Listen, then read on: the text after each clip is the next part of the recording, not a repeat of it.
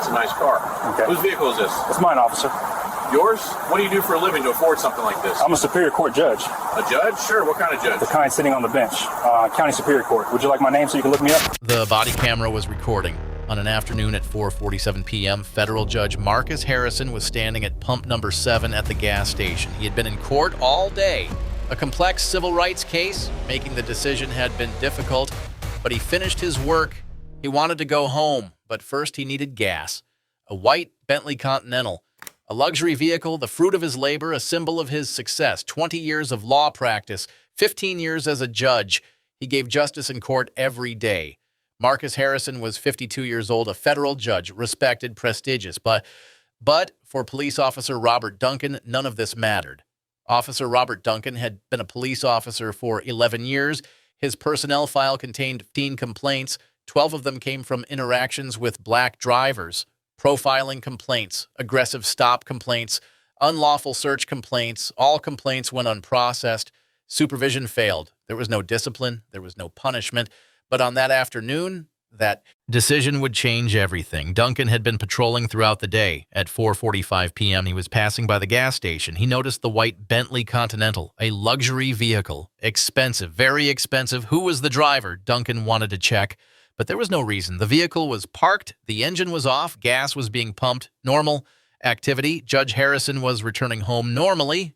He hadn't broken any rules. My gas tank is empty. I need to fill it up. I looked at the pump. Number 7, the pump was empty. I grabbed it. Duncan noticed the vehicle, a white Bentley. Luxury, expensive, sleek. The driver was a black man. He appeared young, but the vehicle was very expensive. Something clicked in Duncan's mind. A luxury vehicle, a black man. Would this combination be questioned? Yes. Duncan decided to try. Duncan got out of his car. He went to pump number 7. Judge Harrison was holding the pump. Gas was flowing. The tank was filling. "Hello," Duncan said. And arrogant tone, Judge Harrison saw Duncan, police uniform. His hand was on his weapon. His body language was aggressive. It wasn't friendly at all. He understood immediately. "Hello," Judge Harrison said, calm, professional. "I have my documents," he thought. "Is this your car?" Duncan asked. His tone was interrogative. It was accusatory. "Yes," Judge Harrison said. "Why are you asking?" "I'm just checking," Duncan said. There was no reason. He just wanted to question. He wanted to suspect. "Checking? Why do I need to be checked?" Judge Harrison asked. "Is there any problem? I didn't commit any traffic violation. I drove at the speed limit." "I think this car might be stolen," Duncan said. A lie. There was nothing. No report, no warning, just a lie. Judge Harrison understood. Profiling immediately, racial bias, clear and obvious. "No," he said, a firm tone. "This is my car. I bought it 6 months ago from a legitimate dealer. I have all the documents." "Can you show me the documents?" Duncan asked, arrogantly, suspiciously. "Of course," Judge Harrison said. He remained calm. He knew the protocol. He got out of the car. He got his license and insurance card. From the glove compartment, Duncan looked. Marcus Harrison. The address was correct. Insurance was current. There was no problem. There was no suspicion, but Duncan wanted to ask more. He wanted to suspect more. "Where did you get the car?" Duncan asked, an aggressive tone. "From a car dealer," Judge Harrison said. "A legitimate dealer. Everything is correct. I have documents. I have a bill of sale. I have the title. I have insurance. There's no problem." "The documents are fine," Duncan said. "But why this car? Why a Bentley? Where did the money come from? Where did you get the money for a car like this?" Judge Harrison became angry, but he remained calm. He controlled his anger. "Work," he said. "I work.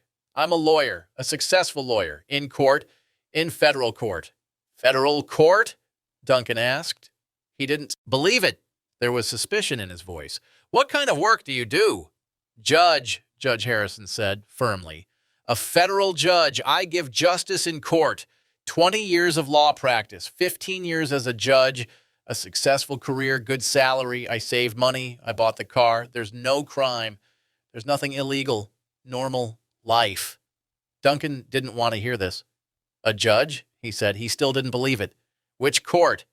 "Federal court," Judge Harrison said. "It should be written in his documents, on his license. There's no problem." Duncan took the documents and started looking in the car. The body camera was recording everything. Glove compartment, back seat, trunk, everywhere. He pulled out the vehicle registration. He looked at other documents. "What are you looking for?" Judge Harrison asked. He was patient, but there was anger, controlled anger. "Vehicle documents," Duncan said. "Real documents, not just identification documents, bill of sale, title, to check if there's any problem." "The vehicle documents are in the glove box," Judge Harrison said. He remained calm. "There's a bill of sale, there's a title, there's no problem." Duncan found the vehicle documents. He checked them. Marcus Harrison, vehicle purchase documents, insurance documents, title documents, no problem, no suspicion, no signs. The body camera was recording. Duncan appeared angry. He wasn't finding anything. No crime, no excuse. "The documents are fine," Duncan said angrily. "But how were you able to buy the car? Where did the money come from? A car like this? Explain to me." Judge Harrison heard this and understood. Profiling, racial bias, clear and obvious. The documents were fine. There was no problem, but Duncan continued questioning. "Why?" "Because it was a Bentley. Because he was a black man." "I work," Judge Harrison said firmly, angrily. "A federal judge. Good salary. A lawyer for 20 years. A judge for 15 years. I saved money. I bought the car. It's legitimate. Legal. Normal. Life. Normal purchase. No crime." Duncan didn't want to hear this. He didn't say anything. He just gave the documents back. But he did it very slowly, arrogantly, disrespectfully. "You can go," Duncan said, but be careful." "What do you mean by being careful?" Judge Harrison asked. "The documents are fine. There's no problem. Why do I need to be careful?" "Just be careful," Duncan said. There was no explanation, just a threat, an implication. Judge Harrison got in his car. The pump was done. The gas had been pumped. He started the engine. He drove away. Duncan stood in the parking lot. The body camera recorded everything. Dialogue, questioning, bias, everything. The video was released. 24 hours. Millions watched. Social media exploded. Her profile stop, her racial bias. News was broadcast. Radio, television, internet. Everywhere. A police officer questioned a judge. A Bentley car, a black man. There was no reason. There were no signs, just bias. Duncan was placed on administrative leave the next day. The body camera was evidence. There was no defense. Federal Judge Marcus Harrison called a lawyer, a civil rights lawyer, a successful lawyer, a police misconduct specialist. "File a lawsuit," the lawyer said. "Evidence exists. Body camera exists. Video exists. Dialogue exists. Witnesses exist. This is a very strong case. Racial profiling, constitutional violation." Judge Harrison filed a lawsuit. 3 weeks later, a federal lawsuit, constitutional violation, racial profiling, unlawful stop, discriminatory treatment. The city made a settlement offer, $2,000, rejected. The judge's lawyer, insufficient, $4,000, rejected. $6,000, rejected. $17,500, rejected. $9,000, accepted. $9,000, $9 million. At a gas station for 20 minutes, no reason. Profiling result, $9 million. Duncan was fired from his job. 5 weeks later, the body camera was evidence, 15 complaints.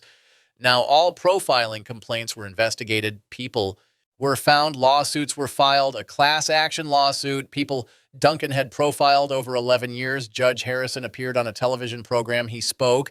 There was dialogue. "I was filling up gas in a Bentley. Normal life, normal activity, but profiling, just the Bentley, just a black man. Other vehicles were in the parking lot, white men, white women. None of them were questioned. Just me. Why? Because I'm black? Because of my Bentley? The system failed. The body camera told the truth. There's video. There's dialogue. Everything was recorded. There's evidence. Result? Justice," he said. America was listening. The city gave $9,000 to Judge Harrison at a gas station for 20 minutes. No reason. Profiling. Duncan moved to another city. He was no longer a police officer, but everyone knew him. The profiling officer, the officer who questioned a judge, the officer who lost, the officer who cost the city $9 million.